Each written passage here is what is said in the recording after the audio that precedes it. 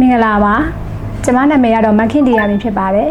လက်ရှိမဟာဘောဂငွေကြေးကုမ္ပဏီမှာ Operation Manager နဲ့တာဝန်ယူထမ်းဆောင်နေပါတယ်မဟာဘောဂကိုစပြီးတည်တာတငယ်ချင်းတယောက်ကမဟာဘောဂမှာဝန်ထမ်းခေါ်နေတယ်လို့ရှောက်ကြည့်ဖို့အကြံပြုတာရယ်ကျမကိုယ်တိုင်ကလည်း file နဲ့ပိုင်းကိုစိတ်ဝင်စားရတဲ့အကြောင်းရယ်စပြီးတော့လုပ်ဖြစ်ခဲ့တာပါရှင်ကျမကမဟာဘောဂမှာ Junior Assistant Position နဲ့2018ခုနှစ်မှာစပြီးတော့အလုပ်စားလုပ်ခဲ့ပါတယ်ရှင်မဟာဘောဂမှာအလုပ်စားလုပ်တုန်းကတော့ခက်ခဲတွေများစွာနဲ့ကြုံခဲ့ရတယ်ကိုယ်တိုင်ကလည်းအသစ်ဖြစ်တာကြောင့်ရယ်လုပ်ငန်း project တွေနားမလည်ရကြောင်းရယ်တော့ခက်ခဲတွေများစွာနဲ့ရင်ဆိုင်ခဲ့ရတယ်ဒါပေမဲ့ကိုယ့်ရဲ့ senior တွေ manager တွေရဲ့လက်တွေ့တင်ကြားမှုတွေအကြံဉာဏ်ပေးမှုတွေကြောင့်တော့အဲ့ဒီခက်ခဲတွေအားလုံးကိုရင်ဆိုင်နိုင်ခဲ့ပါတယ်မဟာဘောဂမှာလုပ်ကိုင်နေစဉ်အတွင်းကတော့အကြီးမားဆုံးအောင်မြင်မှုကလုပ်တဲ့8လအတွင်းမှာ manager ရာထူးရရှိခဲ့ရပဲဖြစ်ပါတယ်ရှင်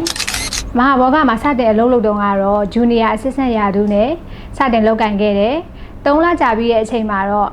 Assistant Supervisor ရာထူးရရှိခဲ့တယ်လုပ်တဲ့8လကြာတဲ့အချိန်မှာတော့ Manager ရာထူးရရှိခဲ့ပါတယ်ရှင်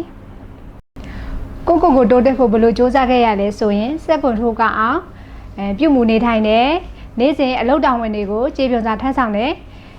ကျွမ်းကျင်မှုရှိအောင်လည်းအမြဲတမ်းတင်ယူလေ့လာနေတယ်အဲ့ဒီအတွက်ကြောင့်ကိုတိုးတက်လာတယ်လို့ယူဆပါတယ်ရှင်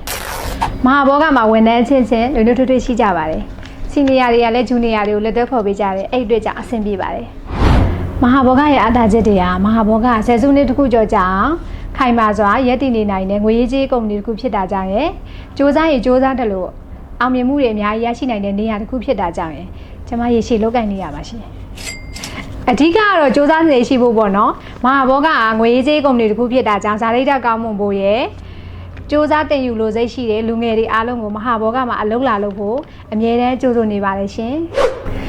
မဟာဘောဂငွေရေးကြေးရေးလုပ်ငန်းစုကြီးဒီထက်မကအများကြီးအောင်မြင်ပါစေလူငယ်တွေအတွက်လည်းအလုပ်ကိုင်ခွင့်လန်းကောင်းတွေအများကြီးပေးနိုင်ပါစေလို့ဆုတောင်းပေးပါတယ်ရှင်